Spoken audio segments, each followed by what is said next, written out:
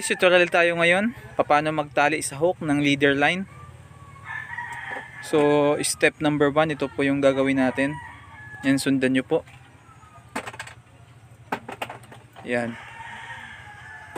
Bali yan, iikot mo na siya ng pabante. Bali 1, 2, 3, 4 hanggang yung pang-5 papasok mo siya sa butas. Yan.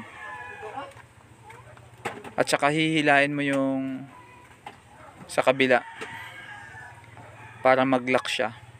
Yan po. So black po yung ginamit ko na braid line para makita nyo po, kasi kung leader line, yung invisible line, hindi makita yun. Tsaka malaking hook. So ang tawag po ng hook na yun ay bent C hook or na mustad. So maraming salamat po sa panonood. Yan. Yan po kalimitan ko ginagamit sa taw-taw or padlas o bira-bira. Yan guys, oh. Napakatibay po niyan at legit po yan. Proven and tested. Yan po laging ginagamit ko. Ayon yan sa request ng ating viewer. Nag-request niyan. So ayan na po yung request nyo.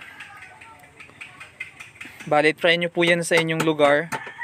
At masubukan nyo po. Maraming salamat po sa panonood at wag po sanang kalimutang mag-subscribe sa aking channel, LRTS TV. God bless po sa ating lahat.